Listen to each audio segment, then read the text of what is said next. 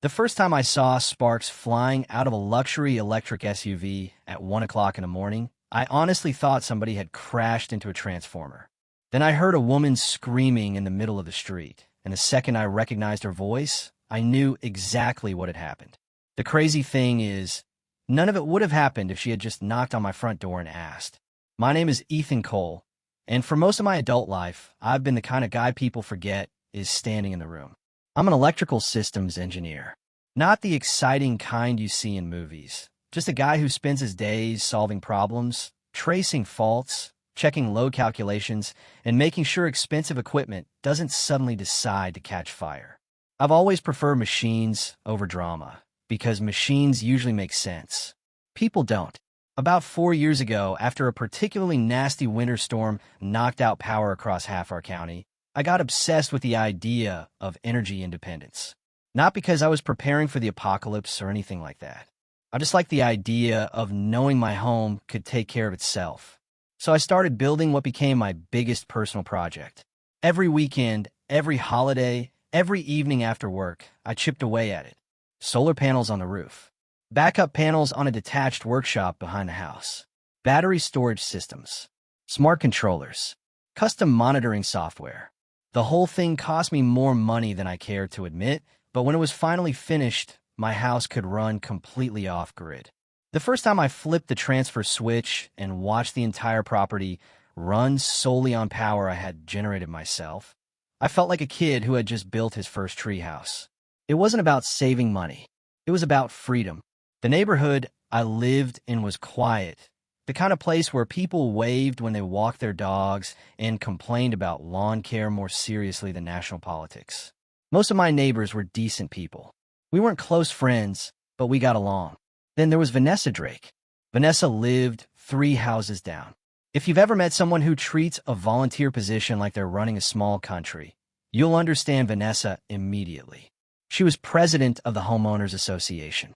Now, technically she had been elected, but from what everyone told me, the election mostly happened because nobody else wanted the headache. Vanessa embraced the role with the enthusiasm of a newly crowned queen. Suddenly, mailbox colors mattered. Holiday decorations required approval. One family got a warning letter because their basketball hoop was considered visually disruptive. I wish I were exaggerating. Most of us learned to smile, nod, and continue living our lives. Then she discovered my solar system. I still remember the afternoon she walked up my driveway, carrying a clipboard. An actual clipboard. She stood there staring at my roof for a solid 30 seconds before speaking. Those panels weren't approved by the architectural committee. I was standing in the garage, organizing tools. I looked at her, then at the clipboard, then back at her. Good thing the county approved them. Her smile tightened. Our community guidelines require exterior modifications to maintain neighborhood consistency. I pointed toward the permit documents hanging on the garage wall. County regulations override HOA preferences. For a moment, I thought she might argue. Instead, she just stared at the panels. People reveal a lot when they lose. Some people laugh it off. Some people move on. Vanessa wasn't one of those people. She looked like someone carefully placing a grudge on a shelf for future use. After that, things got strange. Not openly hostile, just strange. Whenever I worked outside, she'd slow down while walking her dog and glance at the solar panels. Whenever HOA newsletters came out, there seemed to be a new section discussing community appearance standards. Nothing direct, nothing I could point to, just enough to make me feel like I had somehow become a personal project. Months passed. Summer rolled into fall. Life stayed peaceful. At least that's what I thought. Then one night, at exactly 1:07 a.m., my phone exploded with alerts. At first, I assumed something had malfunctioned. My monitoring software was showing a massive power draw that made absolutely no sense. Half asleep, I grabbed a jacket and stepped outside. The driveway was illuminated by the pale glow of a charging indicator. And, sitting beside my curb, was a black electric SUV. A woman stood next to it with her arms folded, watching it charge, like she owned the place. I froze for a second, because the woman standing beside my charger wasn't a stranger. It was Vanessa Drake, and a look on her face told me she didn't think she was doing anything wrong. For a few seconds, I honestly thought I was still dreaming. You know that weird moment when your brain sees something so ridiculous it refuses to process it? That was me standing in my driveway at 1 in the morning. Vanessa looked over when she heard the screen door open. "Oh, good," she said casually. "You're awake." Not embarrassed, not surprised, not even slightly concerned. Just calm, like I had interrupted her while she was borrowing a cup of sugar. I stared at the charging cable running from my outdoor charging station into her SUV. "Vanessa, what exactly are you doing?" She glanced at the cable. "Charging my vehicle." I waited for the punchline. It never came. "You plug your car into my charger." "Well," she said, shrugging, "you weren't using it." I actually laughed. A short, confused laugh. Because surely no adult would say something like that with a straight face. But Vanessa wasn't joking. She folded her arms. "You generate more electricity than you use anyway." I blinked. "What does that have to do with anything?" "I've seen your system. You've seen my roof." "Same thing." "No," I said. "Not the same thing." The conversation went nowhere. Every sentence felt like trying to explain private property to someone who genuinely believed ownership was optional. Eventually, I told her to unplug the vehicle and leave. She rolled her eyes, but disconnected the charger. As she drove away, I stood there looking at the empty driveway with a strange feeling settling in my stomach. Something wasn't right. Not because she had done it, because she had done it so confidently. Like this wasn't her first time. The next morning, I sat down in my workshop with a cup of coffee and opened the system logs. At first, I was expecting to find one unauthorized charging session. Maybe two. Instead, I found nearly 3 weeks of them. Night after night. The same pattern. Midnight. 1 in the morning. Sometimes 2. 3 to 4 hours of continuous charging. Every single session carefully recorded by the monitoring software. Timestamps. Load data. Battery discharge rates. Power consumption. There was no mystery, no room for interpretation. Vanessa Drake had been helping herself to my electricity for almost a month. The more I looked at the numbers, the less angry I became. And strangely enough, that worried me, because anger burns hot and disappears. What I was feeling was colder than that. It was disappointment. I kept asking myself the same question. Why? Why not ask? Why sneak around in the middle of the night? Why act like something that belonged to somebody else automatically belonged to you? Around lunchtime, I printed everything. Charts, usage reports, screenshots. By the time I was finished, the stack looked like evidence for a civil lawsuit. Then I walked 3 houses down and knocked on her door. Vanessa answered almost immediately. Perfect hair, perfect makeup, perfect smile. The same smile she always wore when talking to people she secretly looked down on. I held up the paperwork. "We need to talk." Her eyes dropped to the pages. "Oh, just oh. No apology. No explanation. Nothing. You've been using my charger for weeks." She sighed dramatically. "Are we really doing this?" I almost laughed again. Doing this? As if I was the one creating the problem. "Vanessa, you've taken almost 100 kilowatt hours from my system." She waved a hand dismissively. "You make it sound like I stole something." "You still here." "Because you did." "No," she said. "I borrowed electricity. Without permission. You had extra." I could feel a headache forming. That's not how ownership works. Her smile vanished. For the first time, I saw irritation in her eyes. "Frankly, Ethan, I think you're being selfish." That one caught me off guard. Selfish? Me. The guy whose system I had spent years building. The guy paying for maintenance, equipment, batteries, and repairs. Selfish. Because I didn't want someone stealing from me. "I think we're done here." I turned to leave. Then she delivered the sentence that changed everything. "If you didn't want people using it, maybe you shouldn't have put it outside." The door closed. The deadbolt clicked. And just like that, the conversation was over. 5 days later, I opened my mailbox and discovered Vanessa wasn't finished. Not even close. Inside was an official HOA violation notice. At first, I thought it had to be some kind of joke. Then I started reading. According to the letter, my charging station represented community accessible infrastructure. Community accessible infrastructure. I actually said the words out loud because I couldn't believe they existed on paper. The letter went on to claim that restricting access to energy resources could negatively impact neighborhood equity and community cooperation. I stood there in the middle of my driveway, rereading the page. Every sentence was somehow more ridiculous than the one before it. The truly amazing part? The document carried Vanessa's signature. Official HOA president.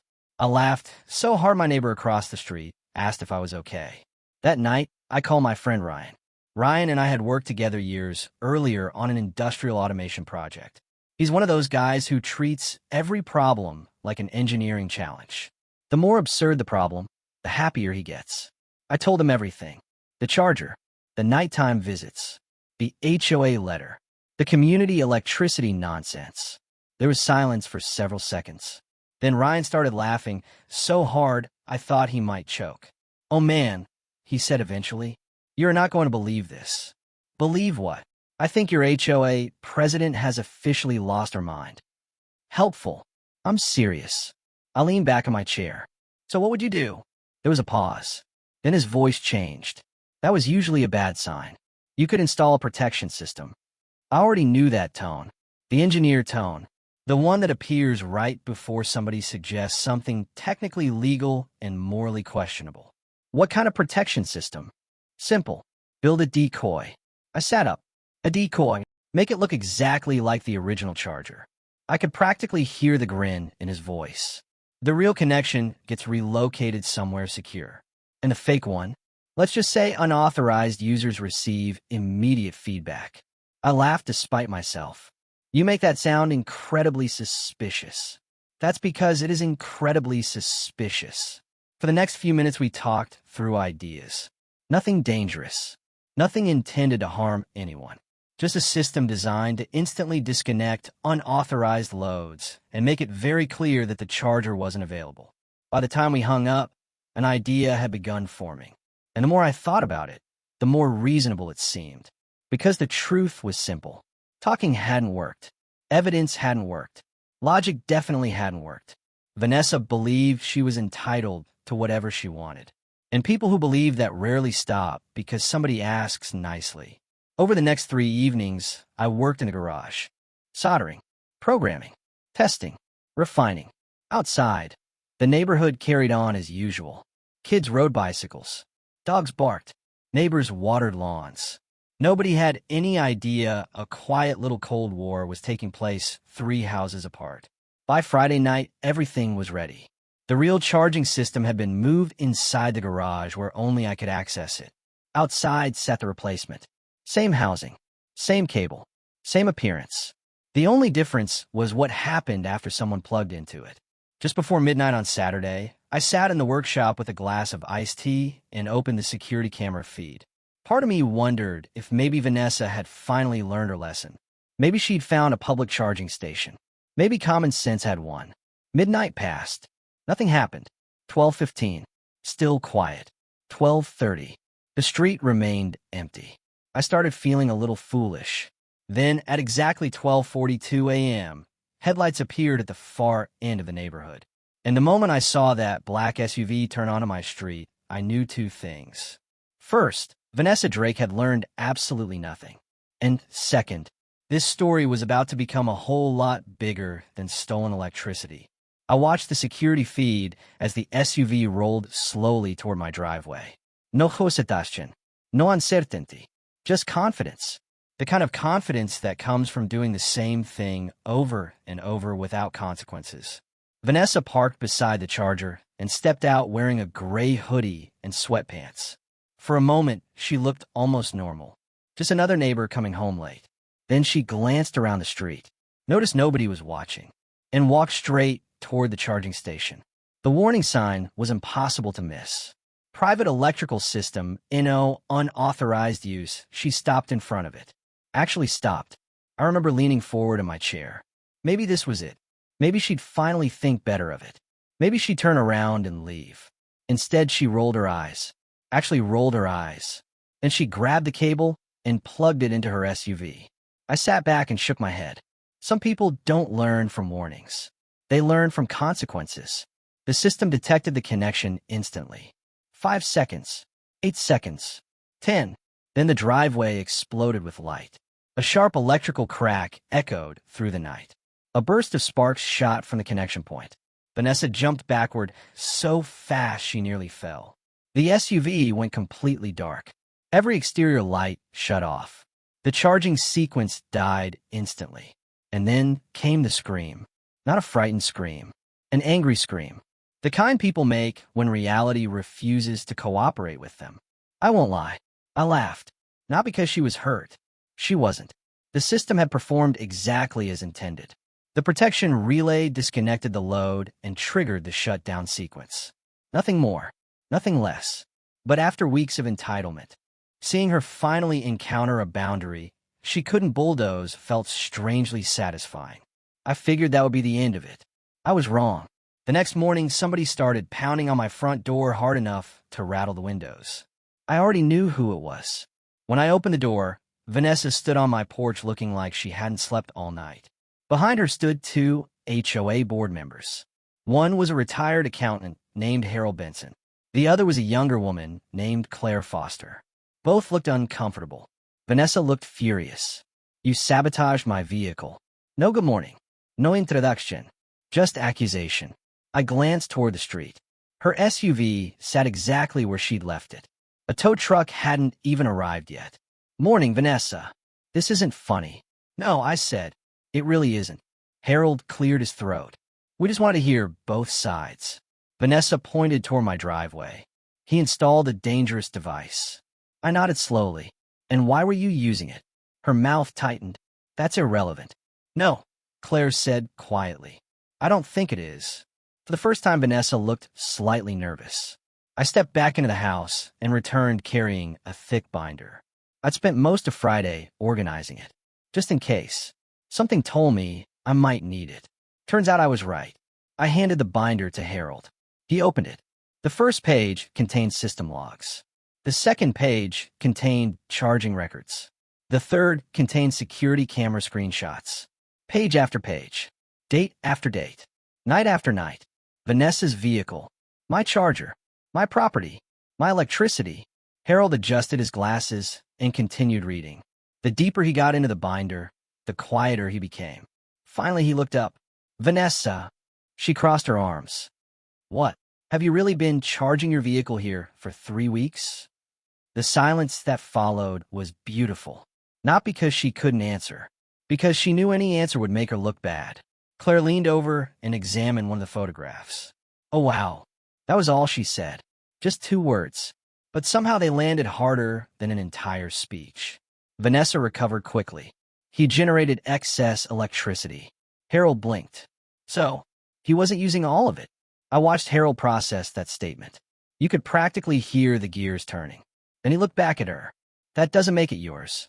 Exactly. For weeks, I had been trying to explain that simple concept. Ownership. Apparently hearing it from another HOA board member made a difference. Vanessa's face turned red. "You're missing the point." "No, play. I think we're finally getting to the point." For a moment, nobody spoke. Birds chirped in the distance. A lawnmower started somewhere down the block. Normal neighborhood sounds surrounding an absolutely ridiculous argument. Then Harold closed the binder. Slowly, carefully, and said the sentence that ended everything. "Vanessa, I don't think this complaint is going to survive review." The look on her face was unforgettable. Not embarrassment, not guilt, humiliation. Because for the first time since I'd known her, she wasn't controlling the conversation. She wasn't controlling the narrative. She wasn't controlling anything. A few seconds later, she turned around and walked away without another word. The board members followed. Halfway down the driveway, Harold glanced back and gave me a small nod.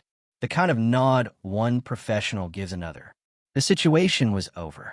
At least officially. But neighborhoods are funny places. News travels faster than electricity. Within days, everybody had heard some version of the story. The HOA president. The late-night charging sessions, the security footage, the sparks, the dead SUV. Every barbecue, every dog walk, every mailbox conversation seemed to include pieces of it. A few weeks later, Vanessa announced she was stepping down as HOA president. Officially, she cited personal obligations and time commitments. Unofficially, well, Let's just say public trust became difficult after getting caught stealing power from your neighbor. Life eventually returned to normal. The charger stayed protected. The solar system kept running. The neighborhood found new things to argue about. Grass height, parking rules, holiday decorations, the usual suburban nonsense. And every now and then, usually when I'm sitting in the workshop checking system data, I think back to that entire mess. What sticks with me isn't the stolen electricity. It isn't the HOA drama. It isn't even the sparks. It's how unbelievably avoidable all of it was. Because if Vanessa had knocked on my door that first day and simply said, "Hey, Ethan, would you mind if I charge my SUV once in a while?" there's a very good chance I would have said yes. Probably without hesitation. But that's the thing about entitlement. Eventually, it convinces people they're allowed to take what they could have received simply by asking.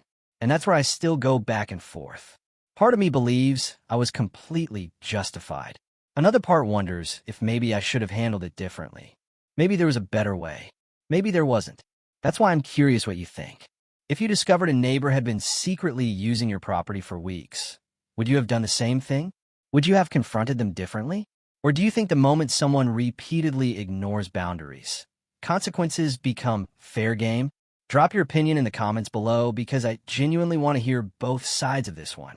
And if you've ever dealt with an HOA nightmare, a power-hungry neighbor, or someone who thought the rules only applied to everybody else, share that story too.